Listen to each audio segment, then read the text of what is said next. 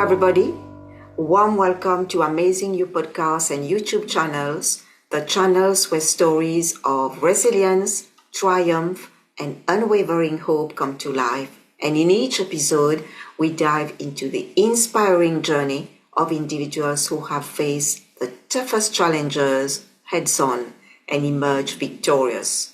Our aim is to be a beacon of inspiration, offering a guiding light to those navigating through difficult times. And whether you are dealing with health challenges, professional setbacks, or personal struggles, this channel is dedicated to uplifting your spirit and showing you that even in the darkest moments, there is a path to hope and triumph. So join us, everyone, to share powerful stories that transcend adversity, reminding you that resilience is a force within us all. So be prepared to be inspired to find the strength to navigate life challenges. I am your host. My name is Dr. Rani Tanacoodi. I am a clinical hypnotherapist using Rapid Transformational Therapy. I am a Mars Venus life and relationship coach, astrologer, tarot reader, past life regression practitioner, and star magic practitioner. And today I have the great pleasure to introduce you to a colleague of mine. We studied together RTT, and her name is Bianca Stumm. She is a psychedelic assisted mental health facilitator, specializing in Ayahuasca and magic mushrooms. And she has a foundation in Rapid Transformational Therapy, in hypnotherapy, and she has also been inspired by Dr. Gabor Mate as she adopts a trauma-informed approach. Bianca helps individuals to navigate mental health challenges, life transitions, and spiritual awakenings. So very warm welcome, Bianca, to Amazing You podcast. Thank you so much, Rani. It's good to see you and, share with you our stories and catch up after a while and see where life is taking us. It's an honor and it's a pleasure. And thank you for doing this. And thank you for sharing, with people these beautiful transformational stories and, showing that it's possible, that we don't have to stay in our limitations. We don't have to stay in difficult situations. We can actually change. And I think, one of the beautiful Spanish sayings is that when you change your view, everything is changing.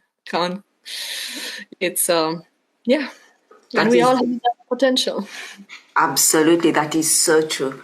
Thank you so much, Bianca, despite your busy schedule, for being on the podcast, because I've been waiting for you for a very long time, and today is the right time. I'm super excited to have you. And my first question, it's been wonderful talking to you before the podcast because your journey is an amazing journey, is a mind-blowing journey. Would you please share with us briefly about your story, Bianca?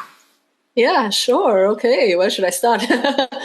I'm gonna put it in a very short story, as in traumatic childhood, parents separated. My mom was depressed. She couldn't, handle me. She gave me away. I felt in my childhood that, they were pushing me around in my family, from my mother to my aunties, from my aunties to my grandparents, like never feeling really safe or at home, right? And that was one of the big topics that came out through these sessions with RTT and also with the medicine, like this feeling that I was never safe, right?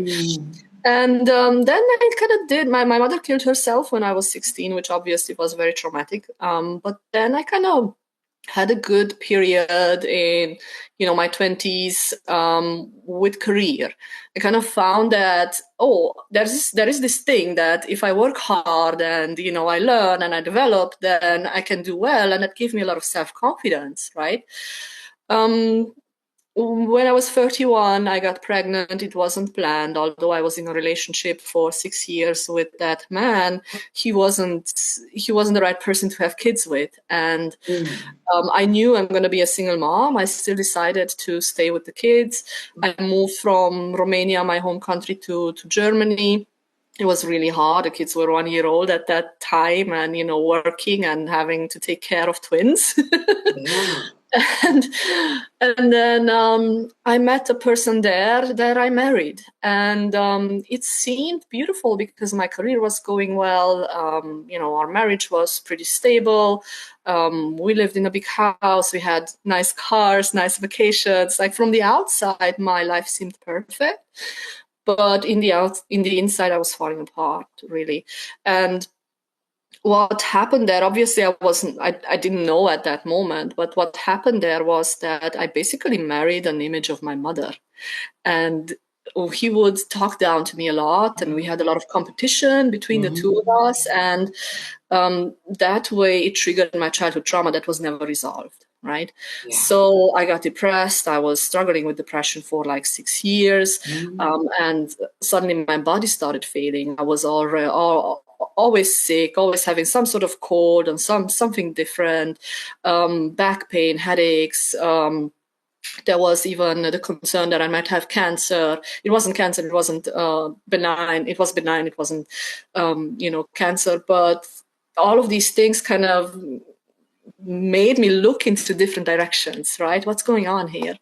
And then I discovered the book of Gabor Mate, When the Body Says No, right? And that was that was one of the first things that made me see, hey, there's something deeper here, that, maybe all of this is related to my trauma that I never really dealt with, even though I had a good understanding of it. I also got lucky that the psychiatrist that I went to for the depression never gave me SSRIs. He understood that there's something deeper going on here, and that if I take the SSRIs, I'm never going to get better. So that was the thing where I was lucky. I was also disappointed because I wanted a quick fix, right? You wanted your tablets to go home. Exactly. But he did me a favor, really. And so there was one final trigger or event that made me be full in on my own healing. And that was my husband beat my kids. And that was like, I got beaten when I was a child. I don't want that for my kids. So I moved out. But that was also the beginning of my healing journey. I need to fix this. I want some quality of life. I want to be there for my kids. I want to enjoy life and be a good mom and just, be okay. Right. And that took me down a lot of rabbit holes, looking into, how can I fix this? And looking into nutrition, looking into body movement, yoga, meditation, even neurofeedback. So many different things that I did, supplements, so many things that I did and I learned, and all of them had small effects. And to give you one example, I was struggling with insomnia for like 10 years. And then, learning about how the body works and about our body chemistry and things like that. And I learned that magnesium might be helpful with that, right? So I tested myself for magnesium. I saw it's low. I started taking magnesium. The first evening when I took a high dose of magnesium, I slept like after 10 years. And I was so furious, Rani, because I was thinking, how is it possible that I'm in my doctor's office like every third week or something? And he never asked me about, let's look at your nutrition. Let's look at your lifestyle. Let's look at, what's going on inside of you. He would give me sleeping pills. But that was also the moment where I realized I have to take this into my own hand. No one else will do this for me. And this is how it started. And then finally I discovered ayahuasca, and ayahuasca was like a catalyst, like, pushing me through everything that I needed to heal. And that's the story in a nutshell. Wow. Thank you so much for sharing that. I've got so many questions for you because what you do is very new for the audience. So I would like to go more in depth into that modality, that very interesting modality that is so popular nowadays and that is helping so many people to heal from their trauma. And so I would like you to explain what psychedelic assisted mental health facilitation entails, Bianca. Okay, so let's start with, what is psychedelics? What is a psychedelic anyway? Because I think there's a lot of confusion around that. Like people sometimes call it hallucinogenic drugs.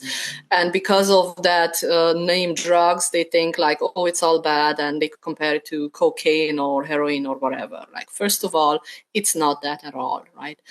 Psychedelics are not addictive. They work on a different system. They work with the serotonergic system of your brain, not with the dopaminergic, as opposed to cocaine. I like to make the comparison with cocaine. Cocaine is highly addictive, right? Many people use cocaine more than would admit use cocaine. It's so interesting to see that.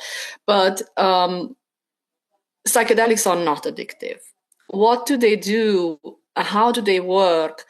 And I like to address this in several ways. What do they do in the body, and what do they do in the mind, and what do they do for your soul? Like, really, right? In the body, psychedelics, whether it is ayahuasca, which contains DMT, whether it is psilocybin or even LSD, what they do, they help your brain create new connections. When you take a psychedelic drug, what it does, it turns down that part of you, the default mode network, that part of you that is always repeating the same thoughts. And also that part of you that contains the persona, the I, the ego, right? That gets a little bit less. And instead, other parts of your brain start communicating with each other, right?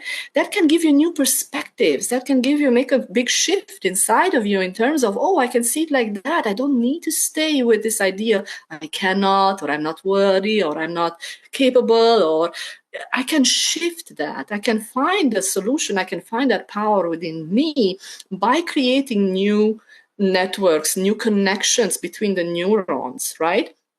It's like, when we use always, and especially you see that with rumination a lot, when you use the same connections in your brain all over again and again, they get stronger, right? And then it becomes like an obsession. But then when you start breaking that a little bit down and you create new paths, and then you can go down a new thought and a new behavior then, right? First there is a thought and then there's a behavior, but created by that connection and by that thought, right? And it kind of opens you up to new perspectives, and that's the way it changes the brain. Also, another thing that they do, they connect left and right brain, right? The left brain is the logical brain where we have all the data, the facts, the information, the mathematical, the logical stuff, right? The right brain is the creative brain, is the one which it's connected, if you wish, to your soul, to your intuition, to your creativity, to thinking in new ways, thinking outside of the box, right?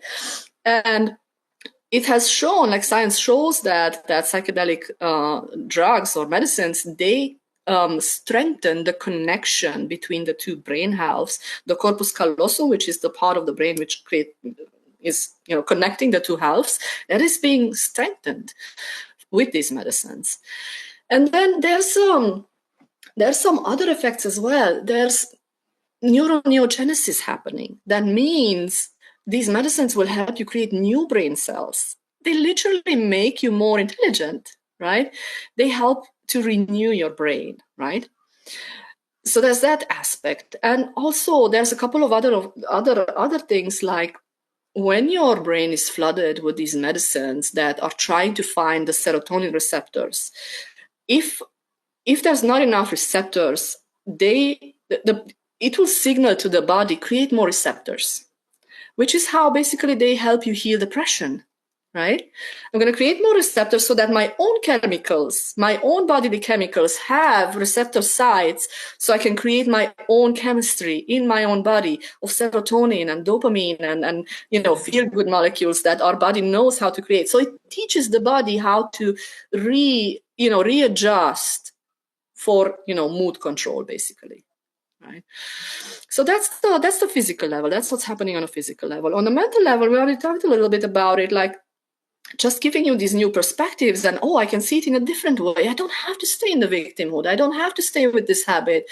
I can, loosen up a little bit and see things from a different view, open little doors that I've never dared to open, right? And that alone, like this small shift that we see, it can change someone's life. Like even if it doesn't seem very impactful in that moment, sometimes when I talk to people after a year or two, that the amount of changes that happen in their life is just incredible, right? Now, on the spiritual level, we are very much disconnected. We are all very much in the left brain, right? Yes. And we are very much disconnected from our, whatever you want to call that part of us, the higher self, our divine part, the soul. There's many ways or many words for the same thing. If you in psychological terms, you could call it the collective consciousness or the collective unconscious, as Jung would say, right? It doesn't matter what you want to call that part of you. It helps you reconnect with that, which kind of gives you back your intuition, right? And when you go and you act from a place of more intuition, then you can have less fears and less anxieties because you kind of feel things. You kind of feel, is this person right for me? Or is this situation, should I do this or that? Because you're more connected to that part of you who has a deeper level of knowledge than just that of the logic, right? Wow, thank you so much for explaining that to help the audience to understand, because there are so many misconceptions about Absolutely. psychedelics. Can you share with us some of the misconceptions that people have about psychedelics and mental health? Yeah, first of all, the biggest misconception is it's all drugs, it's all bad, it's all addictive, it's not good for you, it's the devil's work, right? Now, there's so much research. I've just been this year to the ICPR International Conference for Psychedelic Research. So many studies, Rani. I was, watching like 30 studies that show the benefits of these medicines. And I was like, wow, this is beautiful to see all of this research. But like, while some people talk about it, I actually do it, That's great, because you use the theory and you put it into practice, you learn the theory and you put into practice. Yeah. Exactly. And that's beautiful. Like, let's do the research. But the research has been there since the 50s, 60s, right? Okay. And, there's more and more research coming out, and all of this research kind of goes into convincing governments, hey, this is a good thing, right? This is a good thing. But to make that shift in society, it takes a while. And and to be honest, I do think that in the 60s, there has been a little bit of an abuse of these medicines. They've been used in ways that scared society a little bit. Are we moving into anarchy, right? Was all this flower power, which did bring us a lot of beautiful things, the culture, the music, the art, and even, this idea, hey, maybe we don't need, or not everyone needs to be in such a rigid kind of structure, of societal structure, right? But also it felt like there was too much chaos. People were not responsible around it. And I think that's where it would be important for people, and this is why we're having these conversations, for people to understand they are not to be abused. They are like used in a self-development, healing context, it's one thing, but used in an abusive way for raves and parties, and it can be dangerous, right? Okay. Yeah. So yeah, these are some of the misconceptions of it's all bad, it's all illegal, it's all, and that's not the case. So there are countries where these medicines are legalized or at least decriminalized. More and more countries open up. A couple of states in the US already legalized the use of MDMA and of psilocybin. Australia completely opened it for medical reasons, psychedelics, or psilocybin, I think, and MDMA, ketamine, and I'm not sure if even ayahuasca it's legal in Australia for medical use, right?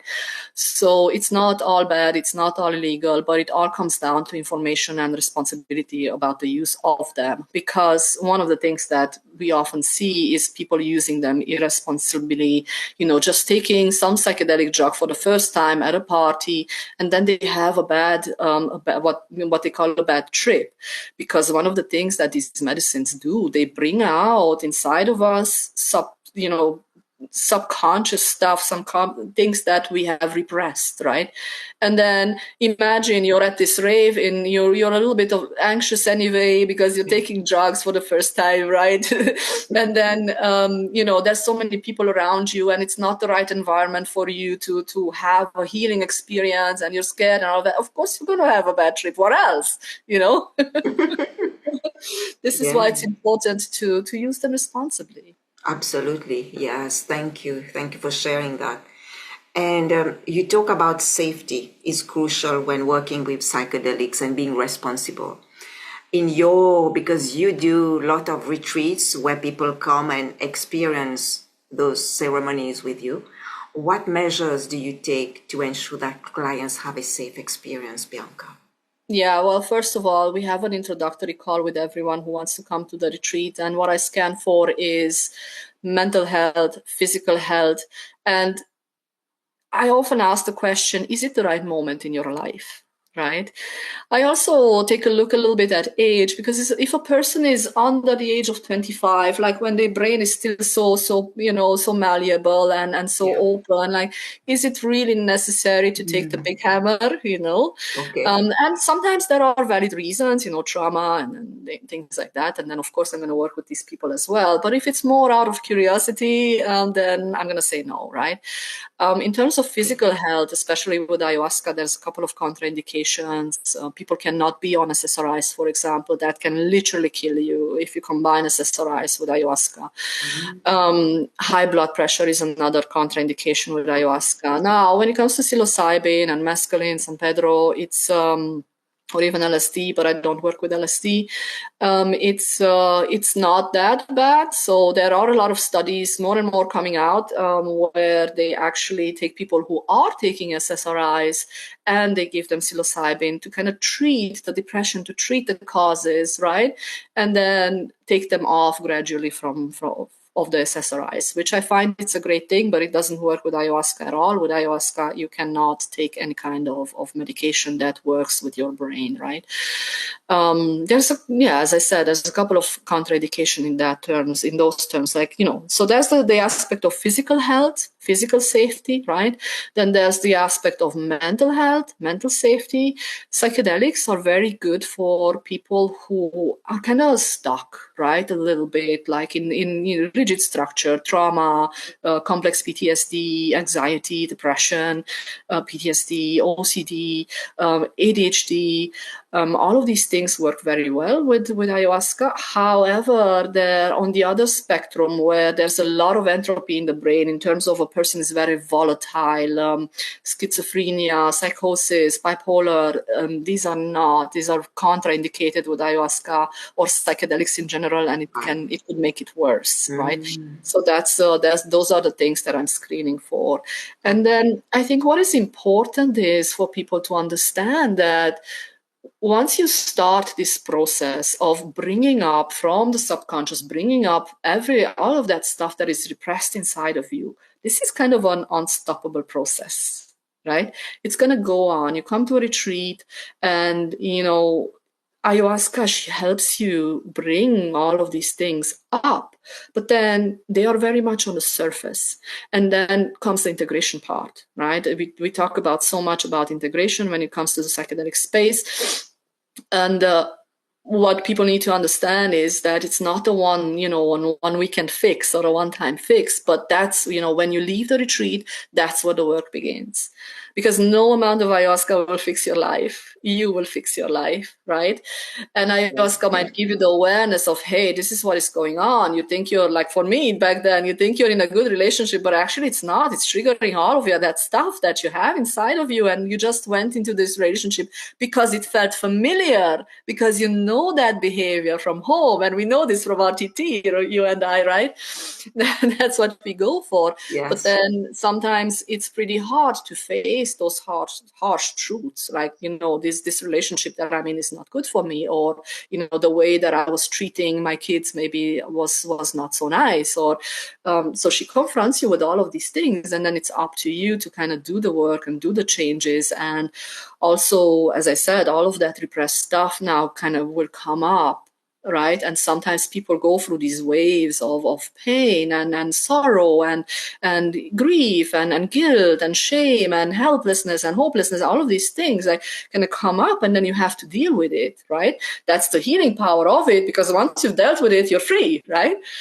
But it's not easy while you're going through it. And having that awareness that, hey, this might happen, and this is why, as I said, we have these introductory calls, this might happen.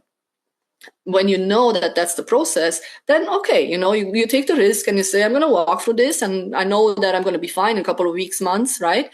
But if it takes you by surprise, it can be quite difficult, right? And then, to the integration part, we also offer an integration call after the retreat. Studies have shown that there's like 2 to 3 weeks of euphoria, right? After a psychedelic experience where you're all positive and you go home. It's like New Year's resolution, really, Rani, right? The honeymoon period, honeymoon effect. Exactly, or honeymoon effect, or New Year's resolution. I'm going to do all of these things, and subscription to the gym and all of that. You have this euphoria, and you do it for a couple of weeks, and then you slip, right? And that's when we reach out to people and kind of hold them a little bit accountable. How is it going? All of the things that you said in the sharing circle, in the integration circle that you're gonna do. How is it going? Are you doing them? Do you need support? Do you need us to, remind you? And then it brings back the feeling and that conviction. Oh, this is what I wanted to do, right? And then people kind of continue the path. And also we are there for them, afterwards as well, if they need counseling, if they need support. I work with a network of specialists who have been here. And with specialists, I mean, obviously RTT therapists, but also counselors, psychotherapists, even nutritionists, life coaches, etc., that I can refer people to when they struggle, right? And these are all people who have been to our retreats. These are all people who know how we work and can continue, right? They don't know that it's not that I need to teach them again what a psychedelic experience is like or whatever. They can really help from a place of knowing I've been there. Yes, I think it's very important to have this support that they can get after the session, after the retreat, where they know there is support, there is help, and there is a follow-up that is done. So they are not left all by themselves on that journey. There is, you are there, you offer that kind of support to surround them. And also more and more I'm looking into the community aspect, because often we feel so isolated and so alone, right? In our journey, it feels like, oh, I'm the only one who struggles, but everyone struggles, right? And then in our retreats, being small groups, people realize, oh, I'm not alone, and another person is going through something similar, and then they connect and they stay in touch, and we create WhatsApp groups where they can stay in touch and talk to each other, and sometimes people just meet up somewhere, and which is beautiful. And also since I'm pretty often in London, and we have a lot of customers from UK, especially from London, we have a group there with whom I do like once a month or once every 2 months, we do a dinner together and kind of catch up, what's going on in your life, and get people to talk to each other and meet up and create connections, because it's so important to have that community aspect and not feel so alone and isolated in your own process. I think that's a great thing that you are doing, because we have to help people to build that community again, to create that sense of connection with each other, And I think you are doing an amazing job. Wow. That is really, really wonderful to hear all the great things you are doing. You're not only helping them in the retreat, but you also follow up, and you also keep them connected in a group, in a community, because that's the way forward, definitely. Yeah, absolutely. And then more and more I'm looking into that direction. Not next year, but probably in 2 years, I'm looking to open a community center where people can come and stay for a couple of weeks when they are going through something in their life. They have, decisions to take and things like that, which is not going to be, the focus is not going to be the medicine, but the community, right? To learn from each other, to share our gifts, to share, hypnotherapy sessions and whatever people are able to share with each other. And so, yeah, looking forward to that. Wow, that is great. Can you share with us some of your future plans, future projects that are coming in the next few years? Yeah, sure. So now I have one retreat center in Portugal, in the Okay. Algarve. Next year we're gonna have a second one in Valencia, in Spain. So we are expanding a little bit. This one that we have on Algarve is more on the low price kind of budget, kind of spectrum. The one in Spain is gonna be a little bit more on the mid level, because there are people who don't want to sleep in bunk beds. They would like to have a little bit more privacy, and they would like to, and they can pay for it, right? So we're going to have that as well. We're going to have there a pool and a sweat lodge and a nice garden and good food and all of these things. It's not that we don't have good food now, but a little bit more higher. And then indeed, like in 2 years, community center. So that's going to be then the next project. I am actually looking right now. I don't know if it's going to happen or not.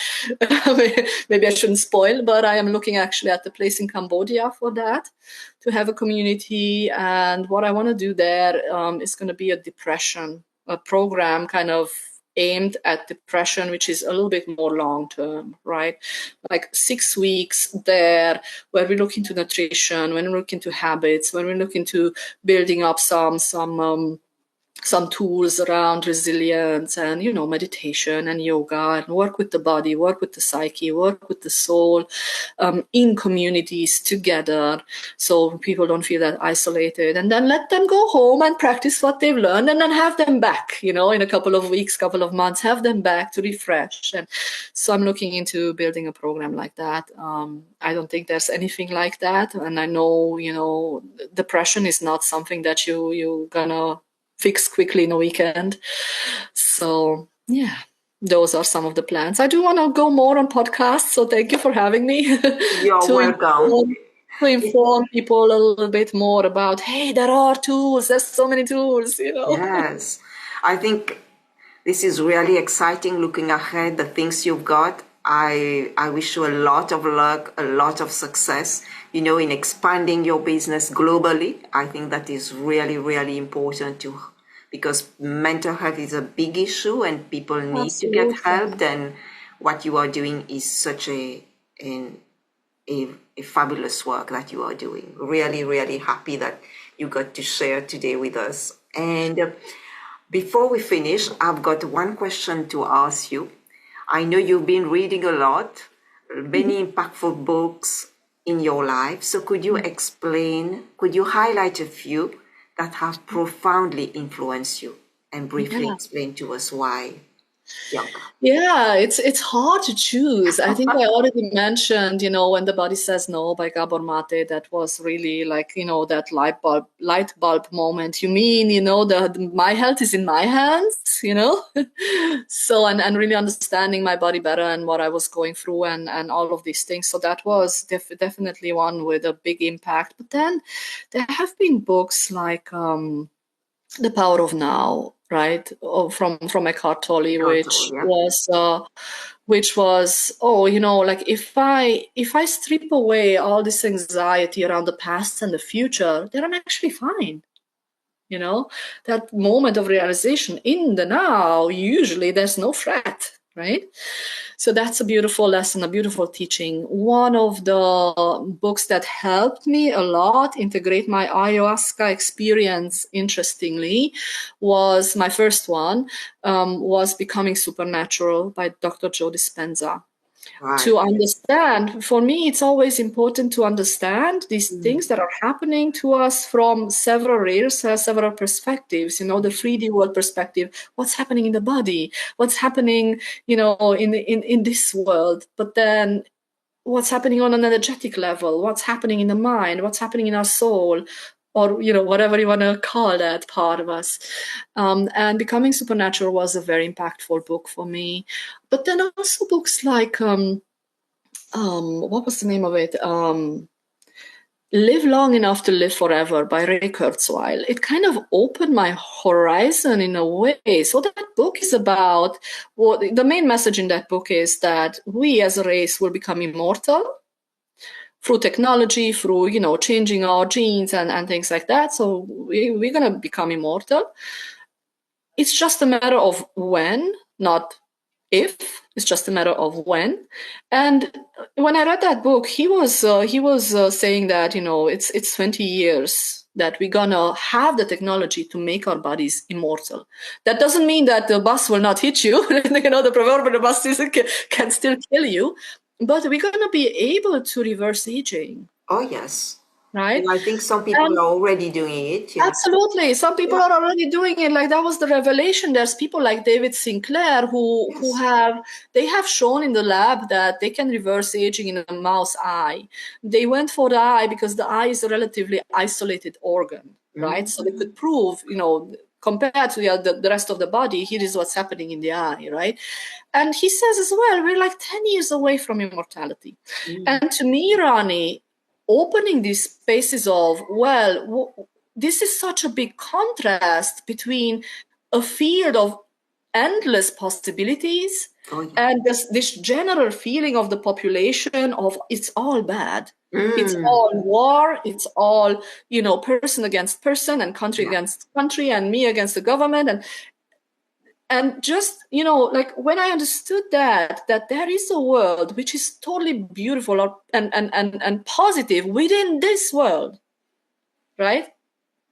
Absolutely. Yes. So many possibilities and so many. It's then when you realize that, then it's a choice of, do I want to stay in the past? Do I want to stay in, those things that feel heavy and difficult? Or do I want to look into the future, which is full with possibilities? Absolutely. And to me, when I look in the media, you see the news and all you see is war and politics and this and maybe some small talk about some or some gossip about some stars and right about some football players or things like that. That's what you see in the media. And nobody talks about, for example, just to give you an example, nobody talks about, well, if we become immortal, who is becoming immortal? Everyone? And if everyone is becoming immortal, what do we do about population control? And like, these are the major topics to me. This is what I would like to see in the media, right? And having these conversations. Different kind of conversation, yes, yeah. Having these conversations and creating that awareness for the general public, I think, thank you for doing it, and let's do more. Yes. Bianca, it's been very interesting, very powerful having you on the podcast. And can you share with us one last thing? How can the audience stay updated or get in touch with you? Yeah, well, they could go to the webpage, vineofthesoul.com. If you Google Vine of the Soul, you're going to find us. Also, if you Google me, Bianca Stumm, you're going to find me on LinkedIn or Facebook so, yeah. All right, Bianca, thank you so much for taking the time to talk to the audience, and I wish you a lot of success. I can't wait for you to come back and share with us your projects in a few months, in a few years. It's going to happen. So I am really, really excited because I know where I met you. You were in a different space. Totally. Oh my God, it's been 4 years. It's like complete transformation. It's a new Bianca that I see, and I'm very happy to see that. And keep on growing, keep on evolving and doing the great work and shine your light, and we need you. But even in that, there's a beauty, Rani, because this is how I learned that I want to lead by example. I want to open the door, I want to test it on myself, and then I'm going to show other people, hey, there's this option. You don't have to take it, but there's an option. Yes. And you followed your heart. Absolutely. Yes. So thank you to the audience for watching, sharing, and subscribing. And remember that you are amazing. You have always been, and you always will be amazing. And take care, everyone. Bye-bye. Thanks, Rani, for everything. You are welcome.